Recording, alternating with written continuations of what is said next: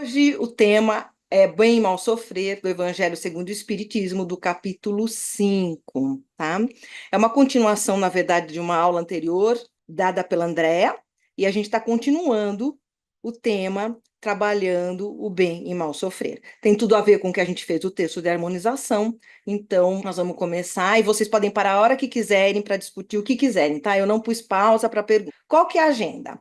Hoje nós vamos ver o Evangelho segundo o Espiritismo, capítulo 5, exatamente, do Evangelho segundo o Espiritismo, né? Bem-aventurados os aflitos. Os itens 12, motivos de resignação, o 14, o suicídio e a loucura, o 18, bem e mal sofrer, 19, o mal e o remédio. Vamos falar um pouco sobre, no 21, sobre perdas de pessoas amadas e mortes prematuras.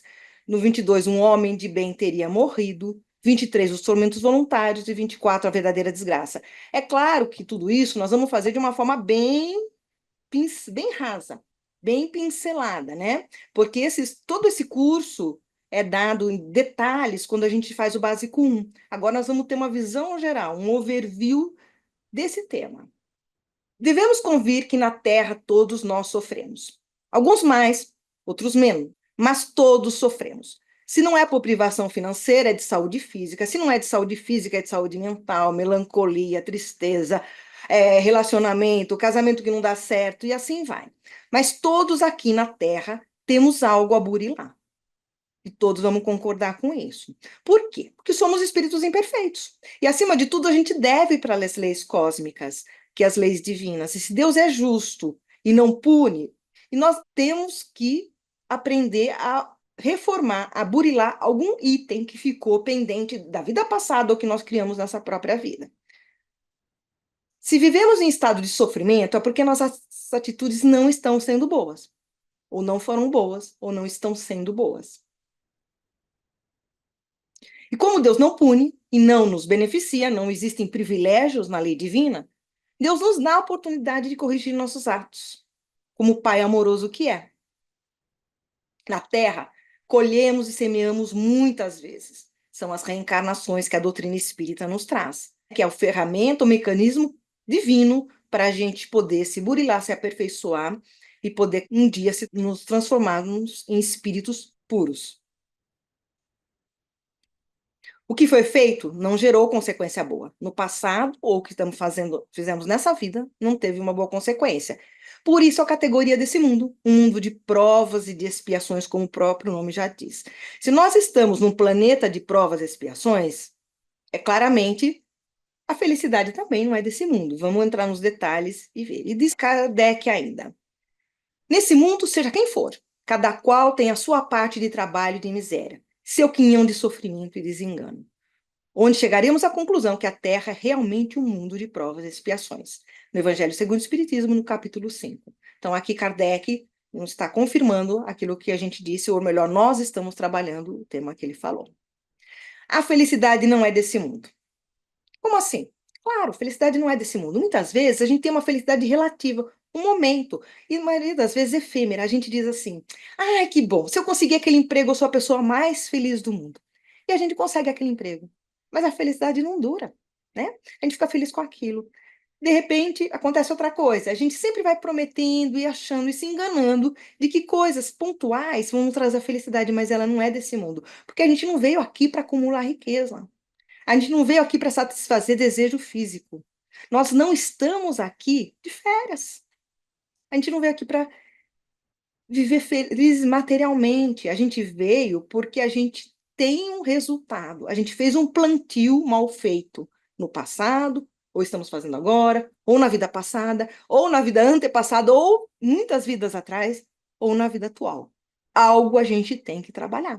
Então a gente está aqui para quê? Para estudar, para aprender. É uma escola. E aí, nosso planeta também é um hospital. Afinal de contas, nós somos doentes da alma. Todos nós somos doentes da alma. Senão nós não estaríamos aqui. Uns mais e outros menos. Mas todos, sem exceção, têm o seu quinhão de sofrimento. Têm o seu quinhão de prova e muitas vezes de expiação, né? Mas o que acontece? Quando acontece a dor, que é a nossa verdadeira professora, a gente tem dois caminhos: ou a gente se revolta, ou a gente se resigna. A maioria das vezes a gente escolhe o caminho da revolta, né? A gente se revolta por quê? Porque a gente não aceita aquilo lá, né? A gente não aceita aquela situação. Então, fala, Deus, por que eu? Por que comigo? O que que eu fiz para você, Deus? Como a gente fala isso? O que que eu fiz para você, para eu passar por isso, né? Então, e essa revolta, muitas vezes, cria problemas maiores ainda, gente. Porque a gente se revolta com uma situação, por exemplo, a gente se revolta porque perdeu o emprego e a gente começa a descontar na família. E a gente começa a criar cada vez mais problemas com essa revolta, essa raiva, essa rebeldia, essa coisa infantil, de um espírito imaturo infantil, só traz mais e mais problemas. A gente vê muitos casos assim, né? A gente vê pessoas que, por exemplo, acontece uma traição num relacionamento. Aí a pessoa fica com raiva, algumas chegam a entrar num nível de agressividade que até matam o parceiro, porque não aceitam. Então, de uma traição, de uma separação que podia ser tranquila, o que acontece? Você cria um débito que com certeza vai ser muito maior na outra vida. Ou você se resigna. Mas o que que é a resignação? Aí eu gostaria que vocês falassem um pouquinho o que vocês acham que é resignação. O que que é resignação para vocês? Não estou ouvindo nada. Seria aceitar o que vem para nós e tocar, né? Aceitar e tentar conduzir, tentar passar por aquela situação. Sim, também é uma aceitação, mas tem um pontinho mais importante, é uma coisa além da aceitação. O que vocês acham que é se resignar? Eu acredito que seja você ressignificar, você entender aquela situação e ver o lado bom que aquilo pode te trazer. Então, é um caminho de eu sempre ganho. Ou eu ganho experiência, né? Ou eu ganho vivência, Isso, você consegue ver com outro olho. Independente da situação difícil que você esteja passando, você está tirando lucro, nem que seja conhecimento, aprendizado. Você sempre isso. ganha, independente da situação, quanto ruim ela seja. Porque lá na frente, como os muitos já passaram aqui, às vezes a gente não entende na hora, mas daqui a algum tempo a gente entende o porquê a gente passou e o quanto foi importante aquela situação. Perfeito, muito bom, é isso mesmo. A resignação é quando a gente aceita aquilo lá, são coisas que a gente não pode mudar, mas a gente aceita tirando lições, aprendendo com aquilo, e aceita com o coração. A aceitação só. Vander colocou aprender com a situação e a Sim. Patrícia, resiliência, aprendizado sim. A Maria do Socorro, aceita sem sofrimento. Sim, ó, todos vocês estão corretos, é isso mesmo. É a gente entender aquela situação, aceitar ela e aprender com ela. Alguém falou e foi essa relação ganha-ganha. Eu estou ganhando experiência. Mas é fácil se resignar? É fácil a gente aceitar com o coração, né? Então vamos entender um pouquinho disso. O que que Kardec nos diz? Obediência é o consentimento da razão, né? A gente racionalmente pensa, tá certo, aí eu aceito. Isso tem sentido. Mas a resignação é o consentimento do coração. Eu realmente aceito aquilo. São forças ativas ambas, porquanto carregam o fardo das provações que a revolta insensata deixa cair. Se a gente se revolta, tudo aquilo que a gente está passando não serve para nada. Pode até piorar. Então, quando a gente aceita com o coração, entende que aquilo faz parte importante para a nossa evolução, nós estamos nos resignando. Mas não uma resignação passiva. Ah, fazer o quê? Deus quer assim? Eu lá fico me lamentando, deito e espero acontecer. Não, é resignação ativa, né? O que eu vou aprender com isso? Para que isso me aconteceu? Não por quê. O porquê, gente, só Deus sabe e a gente às vezes também. Mas o para quê? O que que eu preciso mudar com isso? A privação do que desejamos nos é imposta como prova ou como expiação, e que a nossa recompensa será proporcionada à resignação com o que houvermos suportado, né? Então vamos pensar em Jesus. Jesus foi crucificado e era um homem inocente, justo, amor. Sabiam que ele era inocente, ele foi crucificado. Em algum momento, Jesus reclamou da situação? Que exemplo ele veio nos dar? Passou por aquilo com resignação. Em nenhum momento se revoltou, em nenhum momento reclamou, aceitou com o coração e mostrou para a gente que é como a gente tem que agir quando a gente pensa na nossa evolução espiritual. Aqui, gente, eu queria falar com vocês uma coisa muito importante. É um livro, chama atenção por uma autora que se chama Elizabeth Kubler-Ross. Ela desencarnou em 2004 e ela é muito famosa por ela escrever um livro sobre a morte e o morrer. É uma psiquiatra. Na verdade, é um livro que eu acho que todos deveriam ler, né? E ela deixa um legado muito importante, porque ela mostra o luto. Quando a gente passa por alguma coisa, como acontece os 5 estágios do luto. Isso é usado até hoje pela medicina, virou um best-seller e é um conceito utilizado justamente para mostrar que quando acontece algo, o que é o luto? Não é o luto de alguém que desencarna só, mas é um luto de fim de um relacionamento, de uma perda de um filho, que segundo as pesquisas é a dor mais intensa que pode existir, a dor da perda de um filho. E vai gerar um luto. A quebra de um relacionamento, a perda de um emprego, são situações que geram para a gente esse luto interno. E o que ela diz? Existem 5 fases, tá? Os 5 estágios. O primeiro estágio é a negação. A pessoa não aceita a perda e começa a lutar contra a realidade, né? Se você... O que acontece? Você não aceita aquilo lá. E, inclusive, eu estava vendo um caso de um palestrante espírita, ele estava contando que ele teve um bebê de 2 meses que morreu, que faleceu, por problemas de bronquiolite. Ele morava em Porto Velho e não tinha tratamento médico adequado. Quando a criança morreu e veio a médica falar, olha, ela faleceu, a mãe pegou a criança e agarrou e ficou nanando como se a criança estivesse lá. E não queria mais largar a criança. Ele disse que foi o momento de mais dor que ele sentiu. Eu até chorei quando eu ouvi isso, gente. E realmente, por quê? Porque a pessoa se nega, não aceita, né? Ela luta contra a realidade. A gente não aceita que está perdendo um relacionamento. É uma estratégia de proteção e autodefesa naquele momento. Faz parte do luto. A gente tem que deixar essa fase passar. Porque daí vem vir a segunda fase, a raiva. Aí a pessoa acha que a vida é injusta e busca na raiva um alívio à sua dor. E a raiva pode gerar até nesse momento reações violentíssimas. A pessoa pode ficar agressiva. Depende de como a pessoa é emocionalmente madura, ela vai aceitar ou não aquela situação. E vai ficar com ódio, né? Vai querer se vingar. Faz parte do processo. Nós vamos passar por um, por outro. A gente não pode bloquear, porque faz parte. É assim que é o ser humano. Aí vem a barganha. A terceira fase. A pessoa faz tentativa falhas de negociar a volta da pessoa falecida ou do relacionamento. Ela fala assim, ai Deus, eu prometo que eu vou mudar. Olha, se acontecer isso de novo, eu prometo que eu não vou mais ser a mesma. Eu prometo um monte de coisas para lidar com isso, né? Porque ainda está vulnerável, está com esperança de que a situação volte a ser o que era anteriormente. Percebe que perdeu mas tenta negociar com o divino. Negociar de alguma forma, fazendo vínculos, criando. Olha, fala para fulano voltar para mim. Olha, a pessoa vai criando, é barganha. Faz parte, é o terceiro estágio do luto. Aí a gente vai para o quarto estágio. Aí a ficha começa a cair, né, gente? A gente começa a ficar triste, deprimido. É a fase marcada pela tristeza profunda, acompanhada da solidão. Caiu a ficha aí, a pessoa percebe é irreversível, né? Entrou na negação, na raiva, na barganha e ficou triste. Começa a ficar triste e vê que aquilo não vai mudar mesmo. Faz parte. E a gente caminha para a última fase, que é a aceitação. Nessa etapa, a pessoa aceita a perda. E, segundo a doutrina espírita, a necessidade de, nesse momento, começar a se resignar. O problema não é passar pelas fases. Você vai negar, você vai ter raiva, você vai tentar barganhar, você vai ficar triste, faz parte. Vai ficar. E aceitar. O problema é quando você para numa dessas fases. E dali você não sai. Você se paralisa e não deixa o luto seguir o seu fluxo. Não deixa aquilo amadurecendo até a fase da aceitação.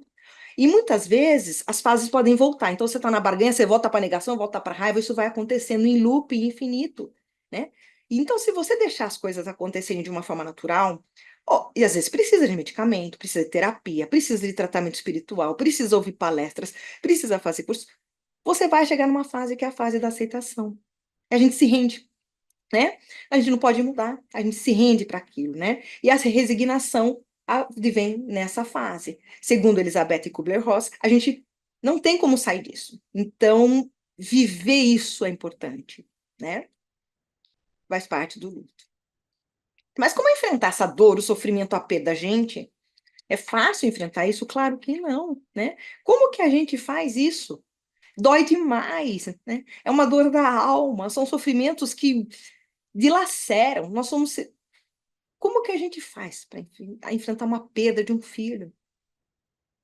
né? Ou às vezes, vamos perder de um emprego que é importante para manter uma família, a quebra de um relacionamento, de, sei lá, de muitos e muitos anos. Como que a gente faz?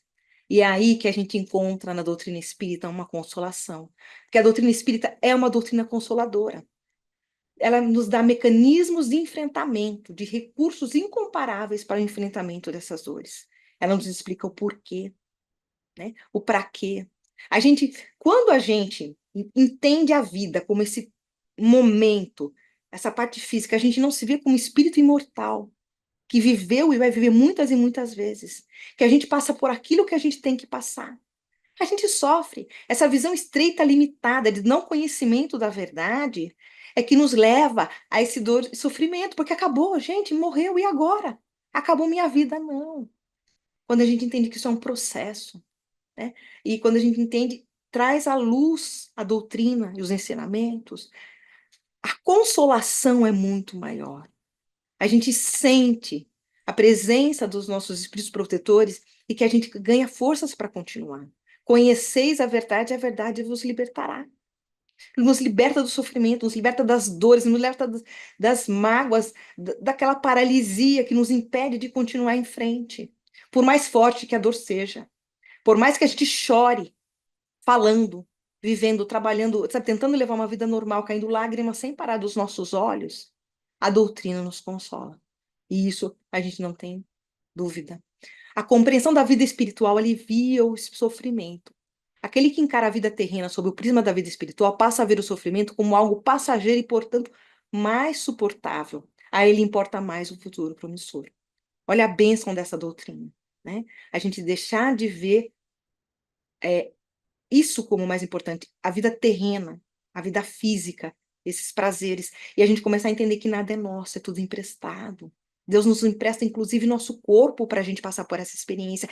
E na hora que tiver escrito lá no nosso planejamento, como disse hoje a Andréa, nosso planejamento espiritual, na nossa agenda espiritual, olha, você não precisa mais passar por isso, é hora de você voltar para sua pátria, para sua verdadeira pátria. Você vai voltar.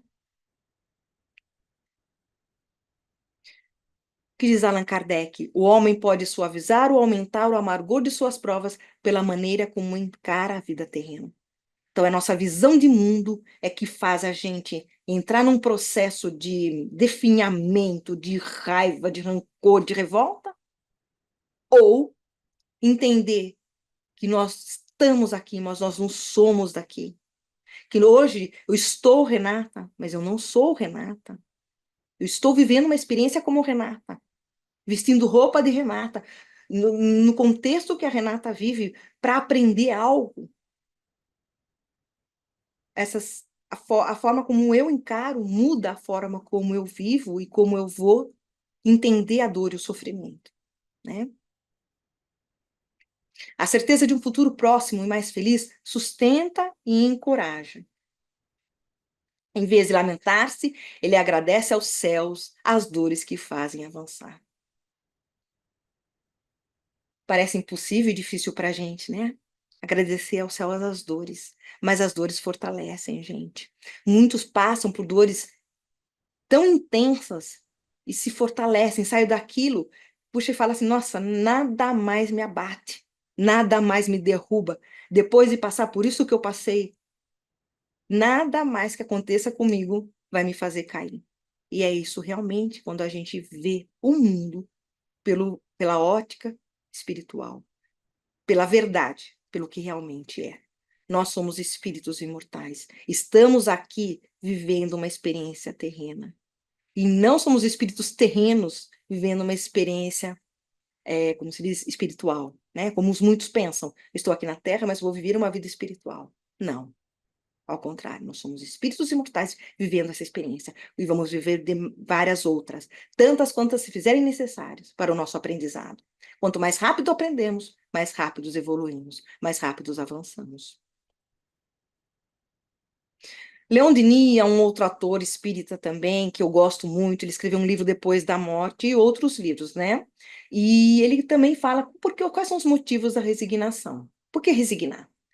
A diversidade é uma grande escola, um campo fértil em transformações. Alguém tem dúvida disso?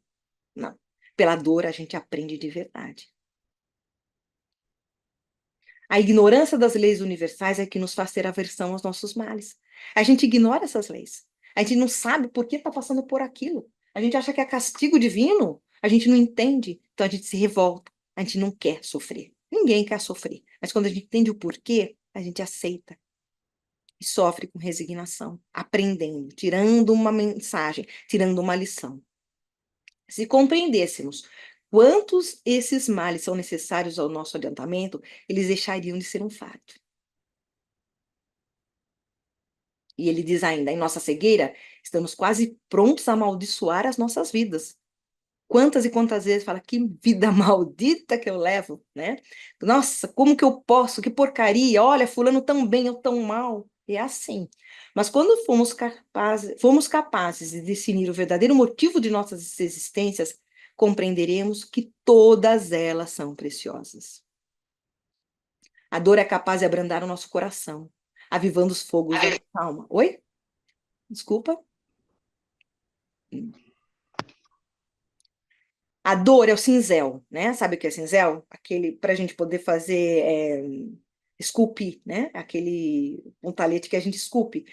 É o cinzel que dá proporções harmônicas, que lhes apura os contornos e a faz resplandecer em sua perfeita beleza. Quem se resigna enobrece lentamente seu íntimo ao desenvolver os novos propósitos da vida. Então, veja só, o que nós estamos falando aqui? A dor é tão importante que a gente muitas vezes muda a nossa vida, nossa forma de ver o mundo, de ver a vida quando a gente passa por um grande processo de dor. No momento, aquilo parece ser insuportável, que a gente não vai conseguir superar, insuperável, mas não.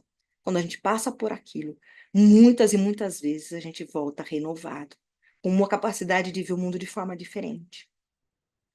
E muitas dizem que a gente muda pelo amor ou pela dor, mas o nosso nível evolutivo, nesse momento, na nossa infância espiritual, no mundo de provas e expiações, a gente só vai aprender através da dor.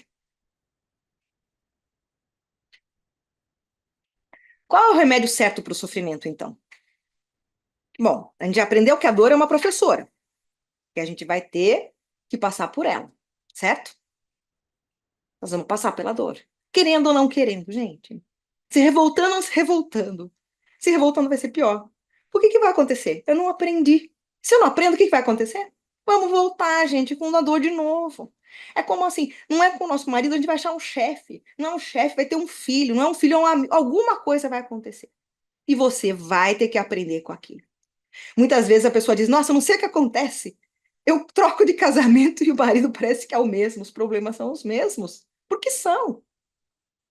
Você tem que passar. Para que você está passando por aquilo? E a pessoa vive aquilo e não aprende. Então vamos lá.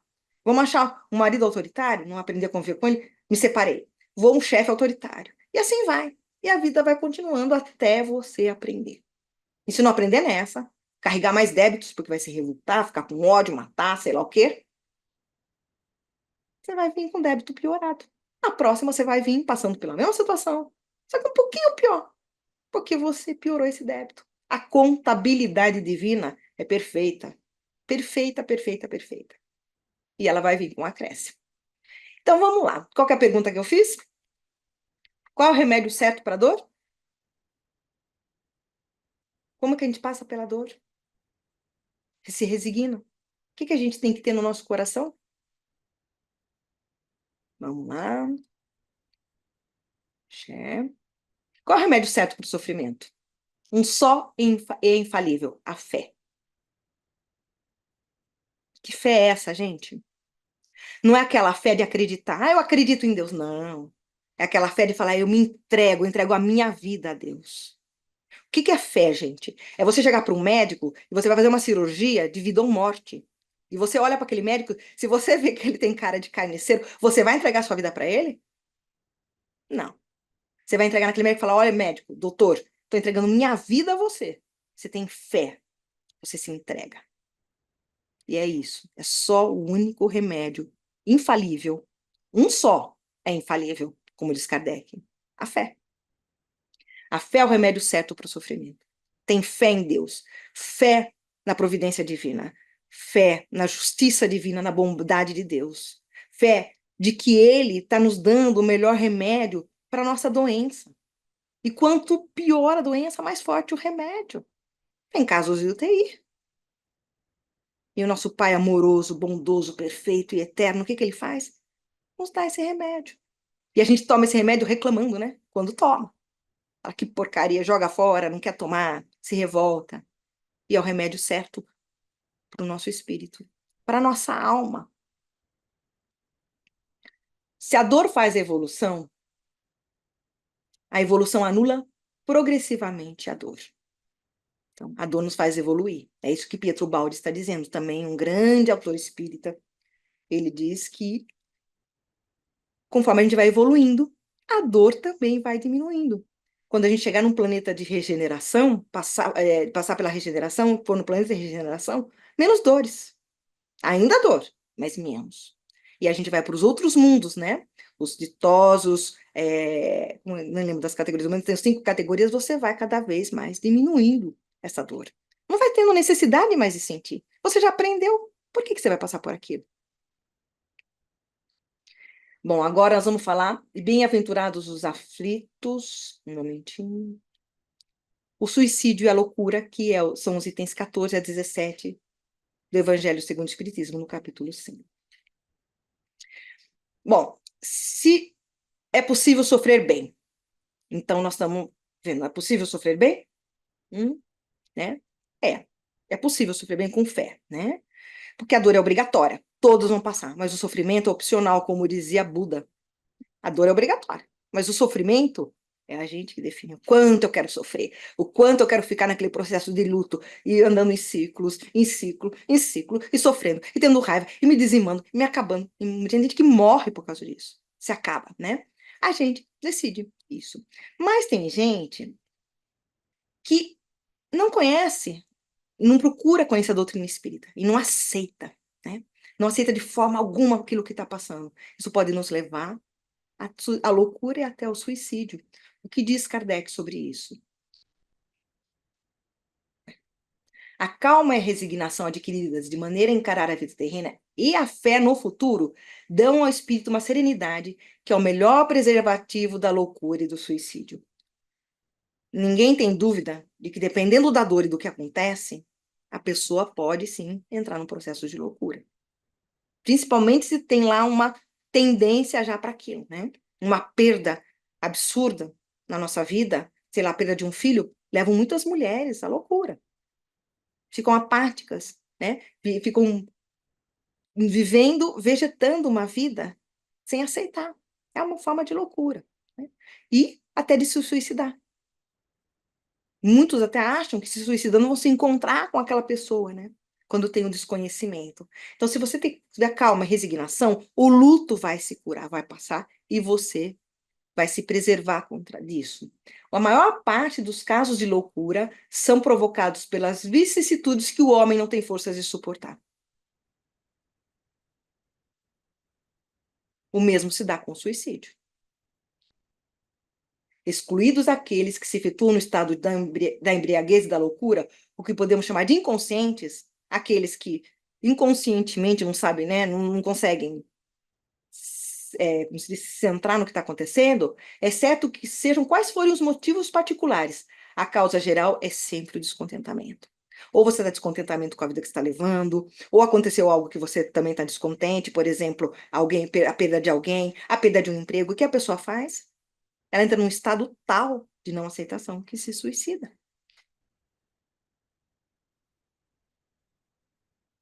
A incredulidade, a simples dúvida sobre o futuro, as ideias materialistas, né, gente, em uma palavra, são os maiores incentivadores do suicídio. Elas produzem a covardia moral. Esse materialismo que a gente vive, né, gente? Essa forma como a gente encara a vida, que a gente acha que a gente está aqui para quê? Para ter um bom emprego, para ter um bom carro, para ter uma casa, para ter saúde, para ter tudo. Tudo. A forma como a gente encara. E a gente não aceita. E a gente se vê como um ser... a terra como a razão de tudo, né? A nossa vida física, o nosso conforto. A gente acha que tem que ter tudo isso. Esquece que a gente é espírito imortal. a gente produz suicídio, simplesmente, porque eles conhecem, né? Uma forma de ignorância também, as leis divinas e o futuro. A incredulidade, a simples dúvida sobre o futuro, as ideias materialistas, em uma palavra, são... Ai, desculpa, já falei. Aqui, eles vêm provar que ninguém viola impunemente a lei de Deus, a lei da conservação, que proíbe o homem a encurtar a própria vida. Suicídio é uma... a gente pega a lei divina e simplesmente comete como se diz, uma infração seríssima da lei divina. Ninguém tem o direito, porque a vida não é nossa. Deus nos dá essa oportunidade, né, de estar aqui presente nessa vida para poder evoluir. A gente não tem o direito de encurtar. Se ela nem nos pertence, ela está num projeto, num planejamento, a gente aceitou essas provas, né? A gente não tem esse direito. Então, vamos lá. Vamos falar sobre bem sofrer e mal sofrer, e aí a gente entra também de novo no item. Vocês acham que é possível sofrer bem? Gente, vocês estão participando muito pouco, eu estou preocupada. Vocês estão entendendo o que eu estou falando? Tô aqui, tô entendendo, tá tudo em Uhum. ordem para mim. Tá. Então, vamos lá. O que vocês acham? De tudo que a gente viu até agora, a gente pode sofrer bem? Não parece uma incoerência, É, incongruente, né? Uma dissonância, sofrer e bem? a gente pode passar pelo sofrimento de forma mais consciente, mais madura, né? Tendo esse suporte espiritual, enfim, acho que é por aí. Sim, exato. Adriana, a gente pode sofrer. A gente vai sofrer? Vai, mas a gente pode sofrer bem, sofrer consciente. Vai ter dor? Vai, gente. A dor não vai embora. Deus não disse, Jesus não disse vim para aqui para tirar dores de vocês e todos os problemas, não. Jesus veio, eu vim consolá-los. Eu mandarei o Consolador prometido. Eu vou estar junto, eu vou estar ao lado, até arrepio, ó. Vou estar ao teu lado, vou te segurar na tua mão. Nos momentos que você cair, eu vou te segurar no colo. Mas ele não disse eu vou tirar suas dores, porque você vai ter que passar por elas. Então, e o sofrimento, apesar de ser opcional, a gente sabe que a gente vai sofrer, mas a gente tem o quê? Recursos para transformar esse sofrimento de forma mais suportável, de a gente poder passar por isso. Então, é possível sofrer bem, sim. Depende de quem? De nós mesmos, né? Vamos ver o que fala Kardec aqui? Ah, Jesus disse, bem-aventurados os aflitos, porque deles é o reino dos céus. Será que Jesus estava falando dos aflitos desesperados? Ai, meu Deus, estou passando por isso. É isso que ele estava falando? Que é bom ser aflito? Ah, então eu vou procurar aflição, vou procurar problema? Não. Ele está falando que os aflitos já começaram a aprender, né? Ele está falando que já estão em processo de tratamento. Nós entramos em aflição e o bem sofrer é justamente isso. Nós estamos em processo de tratamento. Né? Até tem uma historinha do Chico que eu achei engraçada. Chegaram para o Chico, um amigo dele falou: Nossa, você viu? Fulano, um carro do ano, emprego do ano, super bem, feliz. Olha só, vamos viajar para o exterior, né? Olha só, Fulano tá bem mesmo, né? E daí Chico responde assim: Pensa, né? Como o Chico, daquela simplicidade dele, ele diz: É verdade. Eles já estão colhendo, né? Aliás, eles já estão plantando ainda, e nós ainda estamos colhendo. Nós já estamos colhendo. Ou seja, eu troquei, tá? Eles estão plantando o futuro deles, depende de como eles usarem esses recursos divinos, né? De quando eles usarem os recursos que Deus está dando, os recursos materiais para o bem do próximo ou não. Mas nós já estamos colhendo o sofrimento, a dor, a privação, ou seja, estamos no nível avançado, né? Estamos num estágio além do plantio, né? Então, olhar essas coisas com os olhos diferentes, com uma visão diferente de mundo. Kardec diz, Cristo não se referia aos sofredores em geral, porque todos neste mundo sofrem. Quer estejam no trono ou na miséria, mas poucos sofrem bem. Poucos compreendem que somente as provas bem suportadas podem conduzir ao reino de Deus. Bem-aventurados os aflitos, pois têm a oportunidade de provar a sua fé, sua firmeza, sua perseverança e submissão à vontade de Deus. Pois terão centuplicadas as alegrias que lhes faltam na terra, e após o trabalho vem o repouso, após o plantio vem a colheita. Deveis considerar-vos felizes por sofrer, porque as vossas dores nesse mundo são as dívidas de vossas faltas passadas. E essas dores, suportadas pacientemente na terra, vos poupam séculos e séculos de sofrimento na vida futura. E aí tem um videozinho da Maíse Braga, que eu gostaria que vocês ouvissem, né?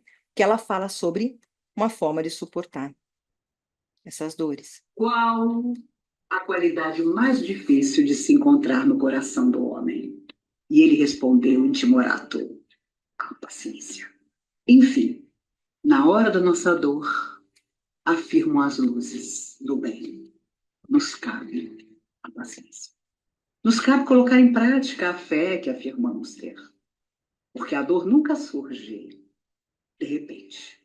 Ela muitas vezes é construída até pelas nossas próprias atitudes. E é claro, muitas estão relacionadas com vidas que se foram. Nós fizemos o outro sofrer e hoje, de alguma maneira, nos penitenciamos disso. Entretanto, na hora da dor, também percebemos tanta disparidade. Pessoas que, de repente, se tornam melhores do que eram, porque suportam a dor e a transformam. E pessoas que julgávamos maravilhosas, cheias de boas qualidades, que se tornam irracíveis, horríveis, face à dor, mostrando que não eram muitas vezes aquilo que nós imaginávamos. Qual? Então, o que ela está falando aqui? Não basta sofrer. A gente tem que sofrer bem, né? Não é o sofrer. Não é o sofrer, não basta sofrer. Senão a gente se entregaria para o sofrimento. Quanto mais eu sofro, eu vou procurar cada vez mais sofrimento. Não. É o bem sofrer. Porque se você sofrer com ódio, com revolta, com raiva, com mágoa, não aceitando a situação, você vai aumentar seus débitos, como a gente já disse, né? O importante é que a dor e o sofrimento venham para desenvolver nossas virtudes. E ela fala uma coisa que é verdade. Tem pessoas que passam pela dor, se tornam uns animais. Se revoltam tanto que se transformam. E eram pessoas calmas, tranquilas, mas quando passam pela prova da cruz, né? Quando chega aquele momento, a pessoa se transforma para o pior. E qual é o objetivo? Nos transformarmos cada vez mais para o melhor. Aprender com isso. Vai passar de qualquer jeito, gente. Então, como diziam aí, acho que é o Costa, aceita que dói menos. Aceita que dói menos. Difícil, né? Sim, difícil. Nós estamos aqui para isso. E a doutrina está aqui para nos ajudar. E Jesus veio para nos ajudar. Porque sabia que todos vão passar por isso. E todos na Terra passam por isso. Mais ou menos, de acordo com o nosso plantio anterior. Agora vamos falar um pouquinho sobre perdas de pessoas amadas e mortes prematuras. Alguém gostaria de comentar até agora o que aconteceu, o que a gente conversou? Só gostaria de falar que eu gosto muito dos vídeos da Maíse. Ela é muito boa. Ela é bem, É, ela é bem muito boa mesmo. Ela é bem até mais antiga, né, no meio espírita, mas ela fala coisas sim, muito interessantes. E é realmente verdade. que elas nos diz a paciência, né, gente? Uma grande virtude, né? Talvez a que a gente tenha que trabalhar mais, porque a gente quer tudo para hoje, né? E quando a gente pede alguma coisa nas nossas orações, fala, Deus, por favor, a gente acha que amanhã já vai acordar e já vai estar ali o que a gente pediu. A gente desconhece os propósitos. E às vezes aquilo que a gente pediu, gente, vai trazer mais mal do que bem. A Andrea já falou isso no aula anterior. A gente pede errado porque a gente não sabe pedir. Maruba, eu tô vendo você, pode falar. Tô vendo a mãozinha ali. Esse tema de hoje, a aula de hoje, para mim, está sendo espetacular, porque, pelo menos para mim, estou muito tocada, porque é o que eu faço, a gente passa dia a dia e às vezes a gente reclama muito, mas tem que ir a nossa cruz fazer sem reclamar. Para mim, está sendo espetacular hoje. Na Maruba a gente tem o caminho, né? A setinha da resignação É, e da revolta. Então, não, claro, sim, né? mas é né? que a gente não estudando, não ouvindo, não tendo ninguém para falar no ouvido, repetir, a gente liga o automático e vai, mas quando a gente, né, vai para um curso, vai para uma aula, alguém fala, tu relembra, tu leva um tapa de pelica, né? Sim, é verdade. E é justamente nesse objetivo, né, gente? É isso que a doutrina nos faz, e é isso que a gente está aqui para dividir. Porque todos nós temos que aprender e realmente ter uma ferramenta de suporte, né? De uma parte espiritual, Exatamente. nos ajuda muito a passar. Entender aquele familiar problemático, entender aquilo que aconteceu com a gente no emprego. Gente, nada, nada, nada, nada está fora do seu lugar. Ninguém caiu de paraquedas na nossa casa, logo. Não, não, é tudo muito bem planejado, muito bem construído. É, lá no plano espiritual, é tudo muito decidido. Gente, eles fazem um plano maravilhoso para cada um e a gente aceita. A maioria de nós pode participar disso e aceita. E alguns falam, não, eu quero evoluir tanto que eu quero vir pobre, numa favela, tetraplégico. A gente, como espírito, a nossa visão é diferente e a gente aceita, porque a gente sabe que a verdadeira pátria é lá. Mas quando a gente chega aqui, a gente esquece, né? E aí a gente se revolta. Eu não pedi para nascer nessa família, vocês não viram isso já? Eu não pedi para ter você como mãe, como pai. Nasci na família errada. Eu falei assim, não existia erro nenhum. A gente ouve muito disso, e as pessoas que são materialistas acham mesmo, nossa, acho que Jesus, Deus, lá no plano espiritual, errou. Colocou eu aqui, mas não era bem aqui. Eu tinha que estar naquela família dos Matarazzo lá, né? Cheio de dinheiro, vivendo bem, viajando bastante, né? Sem problemas. E alguns, até hoje, pode ser que tenham problemas aliviados, mas pode ser que a partir de agora, desse momento para frente, tenham problemas até maiores, tem que saber suportar. E é muito interessante, né? Porque uma vez a Marinês, que é a diretora espiritual de doutrina da casa de Manuel Bento, ela falou: a gente nem sabe se a gente está aqui para se fortalecer para dores que virão ainda, para ganhar ferramentas, né? Ganhar recursos físicos, materiais e espirituais para poder suportar coisas que a gente acharia que não teria condições de suportar. E é justamente aqui que a gente adquire, se autoconhecendo, estando disposto a mudar, mas também conhecendo a sabedoria, né, gente? A sabedoria e o conhecimento. A sabedoria de usar esse conhecimento. Porque a gente conhecer e não usar é muito pior. Porque a nossa responsabilidade aumenta. A gente sabe o que é certo, a gente sabe o que é errado. A gente aprendeu, apesar de a gente trazer na nossa consciência o que é certo e errado, a gente está aqui aprendendo. Nós estamos querendo nos esclarecer. Quem entrou num curso de espiritismo está querendo evoluir espiritualmente. Está querendo aqui ter os conhecimentos, mas também a responsabilidade vem junto com esse conhecimento. Ah, mas a ignorância é uma bênção? Então não. Por quê? Porque você não pode ficar parado. Você vai querer voltar quantas vezes? Passando pelas mesmas dores e até aumentadas, pelos mesmos débitos e piorados e agravados. Ou vai querer evoluir para ser uma pessoa feliz. Mas cada um é responsável pela sua própria evolução. Então não adianta a gente querer também terceirizar a culpa. Ah, eu sou assim porque meus pais foram assim. Não. Eu sou assim porque me fiz. Não, gente, você se faz assim. Nós estamos tendo instruções para isso, é uma oportunidade única e maravilhosa da gente poder se conhecer e conhecer melhor aquilo que é o nosso destino espiritual. Agora eu vou falar de um tema que, particularmente para mim, é um tema bastante difícil, que é a perda de pessoas amadas e mortes prematuras. E que eu acredito que nesse momento que nós estamos na Terra, talvez seja um dos mais difíceis de aceitar, perder pessoas amadas. Dói, sofre, vai passar pelo processo de luto, mas o Espiritismo vem aqui como uma doutrina consoladora para isso. Quando mata a morte. O Espiritismo matou a morte não existe. São simplesmente um processo de uma mudança de uma vida física, você vai para uma vida espiritual, lá você pode reencontrar os seus amados, gente, que coisa maravilhosa. Né? Não existe mais aquilo de céu e de inferno. Vou queimar, e diz que é um fogo no inferno, que é como você disse, no inferno tem um fogo que é eterno, para sempre. Você vai ficar ali sendo consumido pelo fogo que nunca se apaga. Não. A gente tem a chance de evoluir, de reencontrar.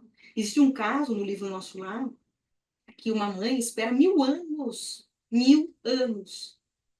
as pessoas amadas. Ela está no mundo espiritual, já está um espírito de luz praticamente, de evoluído, mas ela espera 1000 anos por aqueles que ela ama.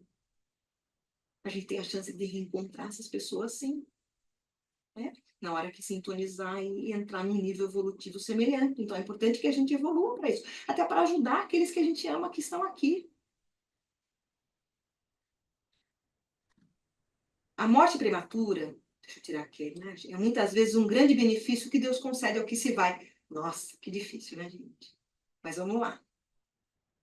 E que assim se preserva das misérias da vida ou das seduções que poderiam arrastá-lo à perdição. Ou seja, inclusive a morte é um mérito. Porque se você já cumpriu sua agenda, por que você vai ficar preso? É dizer, por que você vai manter uma pessoa numa prisão se ela já cumpriu sua pena?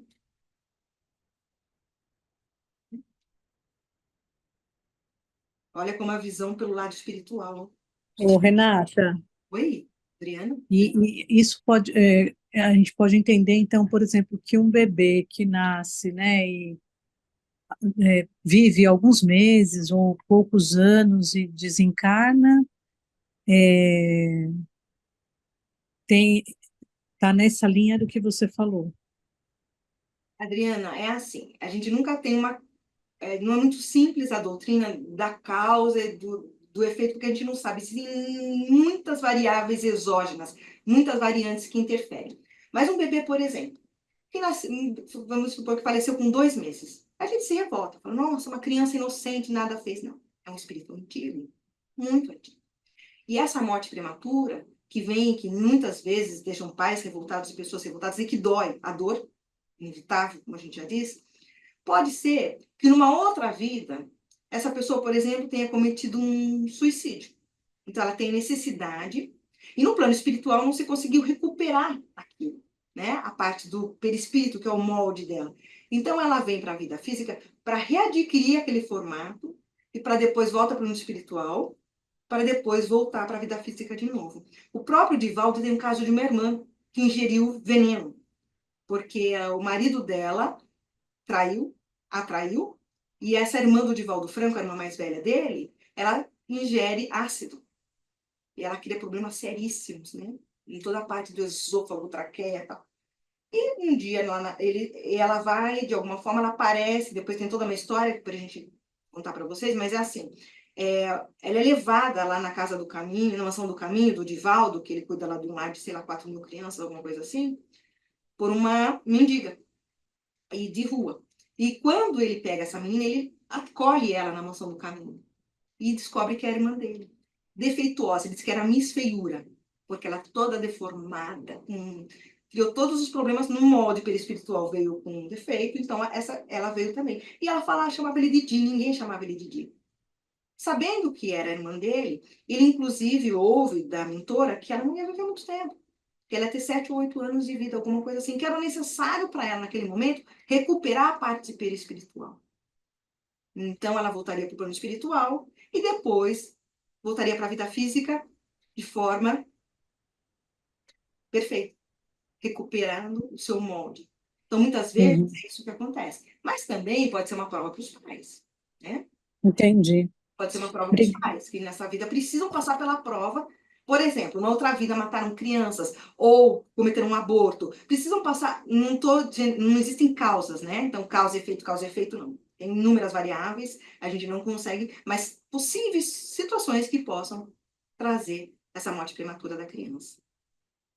Então, realmente, às vezes, e muitas vezes, é uma forma que o plano espiritual encontra para a pessoa recuperar a parte física e depois voltar de forma perfeita numa outra encarnação.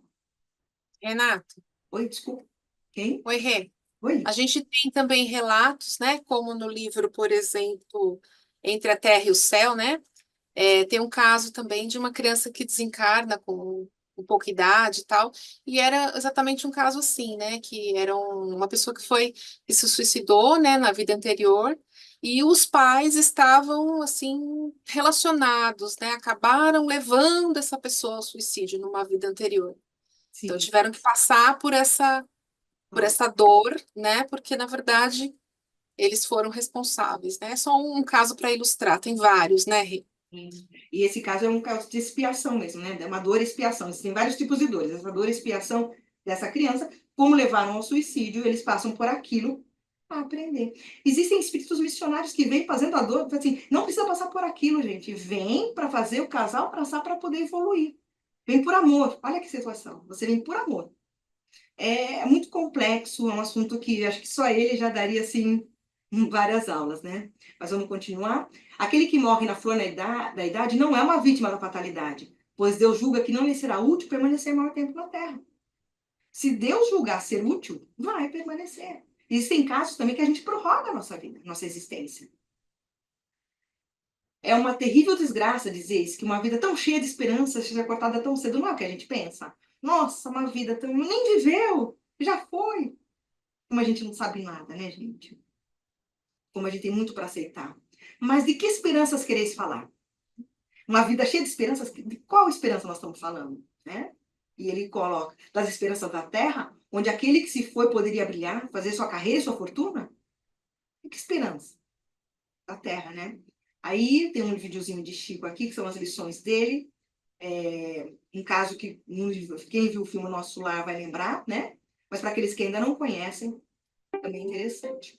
O meu filho caiu da garupa da bicicleta da babá aos 3 anos de idade e entrou em convulsão 3 dias depois e se foi. Quando o meu filho se vai, a minha mãe, sem saber o que fazia com a minha dor, me fala, vamos a Uberaba, minha filha. E meu pai falava, vocês vão ter coragem de incomodar o Chico, depois de tudo que ele deixou aqui, de obra. Então, eu fiquei dividida. Como é que eu, uma mãe espírita, ia ter coragem de ir lá e falar, Chico, perdi meu filho, sendo que tudo que ele tinha ensinado estava nos livros. Mas o egoísmo venceu e eu fui a Uberaba.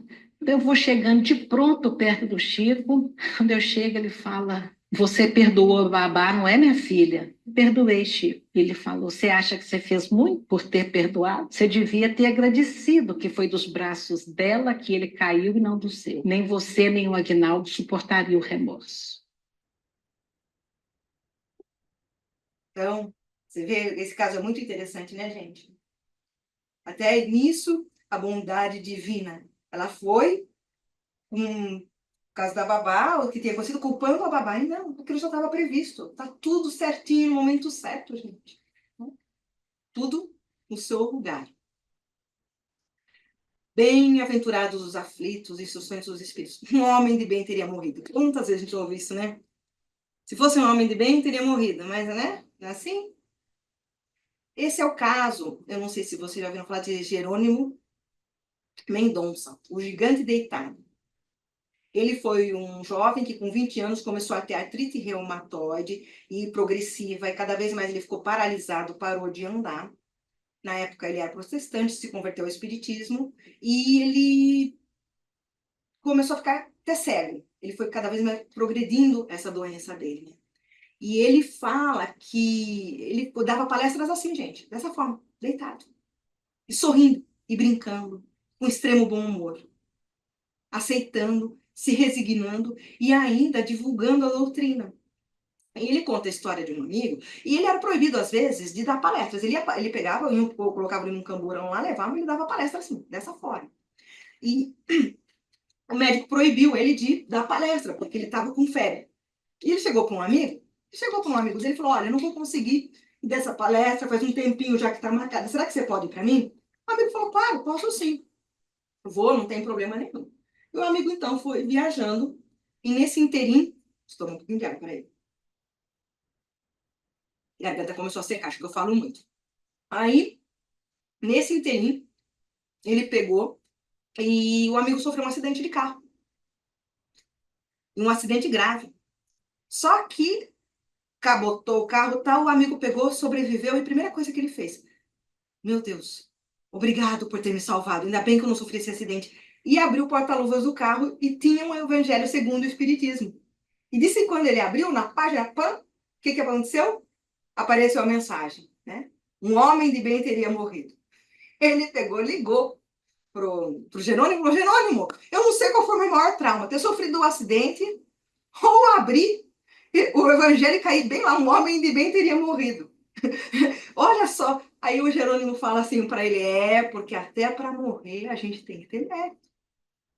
E morrer bem mais ainda, né, gente? Então, ele era muito engraçado, ele até ficava nessas camas, e numa dessas palestras chegou uma moça e falou assim para ele, mas que saco, quando eu vou tem paralítico. Um tempo para cá, eu fui numa palestra lá, tinha uma pessoa paralítica, se aqui atrapalhando a nossa entrada, olha só o que ela falou. E ele pensou, né? Naquela simplicidade, olhou para ela e falou, pô, menina, você não para em casa, hein? Não para de sair. Ela riu, se tornou uma grande amiga dele. Então, para a gente ver como que as coisas vêm e como a gente as devolve para o mundo, né, gente? Ele devolveu em forma de ensinamento, de aprendizado. Gente, estou esperando quando vocês quiserem parar, continuar, comentar. Eu adoro que participem, tá? Então, aí diz Kardec. Se morrer um homem de bem, vizinho de um homem malvado, as pessoas comentam. Seria bem melhor se o homem malvado tivesse morrido. Tá, gente? Vocês vão falar que ninguém fala isso, né? Ninguém nunca combinou isso, né? Não sei por que não morre fulano em vez de ciclano, né? Então, assim, em algum momento, antes da gente entrar aqui no curso do GEB, claro, né? A gente até pensava, né? Isso. Cometeis, então, um grande erro, porque aquele que tem parte terminou a sua tarefa, o que ficou talvez nem tenha começado.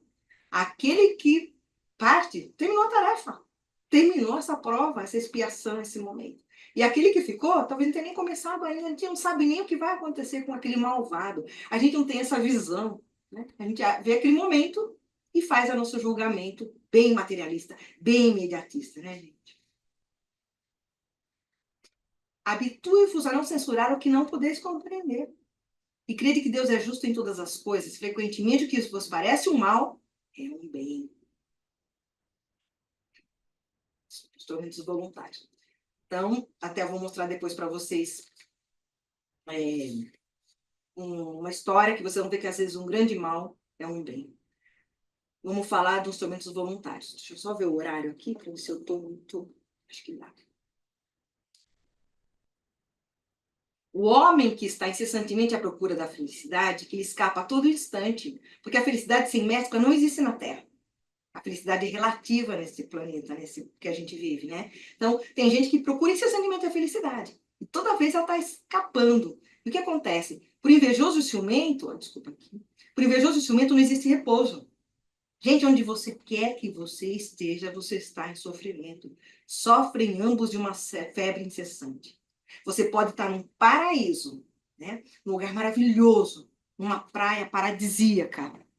Mas se você tiver com um sentimento de inveja, de raiva, de mágoa, paralisou, você está no inferno, porque você não percebe aquilo que está em sua volta. Então não tem repouso. As posses alheias lhe causam insônias. A gente fica com raiva, inveja de que aquele que tem a gente não tem, aquele que conseguiu um emprego a gente não conseguiu, aquele que tem um casamento maravilhoso não tem, a gente tem essa inveja. O sucesso dos rivais lhe provocam vertigens, a pessoa passa até mal mesmo. Toda a sua alegria consiste em provocar nos insensatos como ele a cólera do ciúme. Então vamos ver o que é a verdadeira desgraça, segundo os espíritos no item 24. O que é uma verdadeira desgraça? Para uns, a miséria. Para outros, o credor impaciente, as dívidas financeiras que a gente tem. Para outros, traição. Fui traído por um amigo, pelo marido, por namorado, sei lá o quê, pelo chefe. Aqui eu não estou enxergando. Lágrimas no enterro, né? Desgraça, né, gente? O orgulho. Nossa, meu orgulho ferido. O berço vazio. Existem inúmeras causas que que nós, como seres humanos, nesse momento evolutivo que estamos, acham que são verdadeiras desgraças. Aí vem uma história de uma pessoa que chegou para o Chico, uma mãe desesperada, e fala assim: Chico, pelo amor de Deus, o meu filho já não tem os braços, é cego e surdo e mudo. E os médicos vieram para ele e falaram: olha, você vai ter que amputar as pernas também. Então você imagina a dor de uma mãe olhando um filho lá cego, surdo, mudo, sem os dois braços. Chico, o que que é isso? O que que está acontecendo? E Chico então chega para ela e diz: esse é o menininho, né? Eu tentei retratar da melhor forma possível, né? Cego, surdo e mudo, que teria que também, sem os braços, teria que amputar as pernas. E Chico diz assim: o seu filho, nas vidas anteriores, cometeu suicídio 10 vezes. Né? Então, a gente vê ele se suicidando aqui 10 vezes. Ele se atirou, se jogou, se deformou o seu perispírito durante 10 vezes.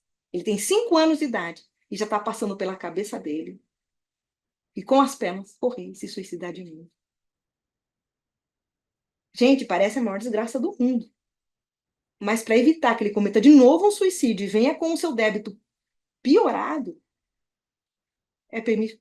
permitido, como diz, é melhor, é permitido que seja amputado as suas pernas e ele evite que na próxima vida ele ainda venha mais uma vez como suicida.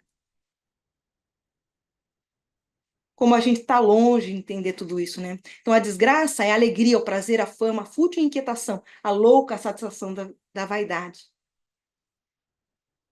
que asfixiam a nossa consciência, oprimem o pensamento, confundem o homem quanto ao seu futuro. A desgraça, enfim, é o ópio do esquecimento que buscais com o mais ardente desejo. A satisfação da vida física, custe o que custar, como quiser. Ninguém escapa do destino, as provas mais impiedosas espreitam o vosso repouso ilusório, para vos fazer mergulhar de súbito na agonia da verdadeira desgraça, daquela que surpreende a alma adormecida pela indiferença e pelo egoísmo.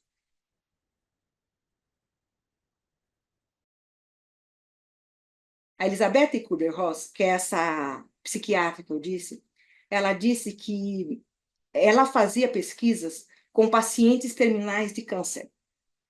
Esses pacientes terminais, ela entrevistava as famílias e queria mostrar uma forma mais humana de se tratar os doentes terminais. E também trabalhou com as famílias desses doentes. Então, ela fazia entrevistas, conversava com eles, as maiores dores.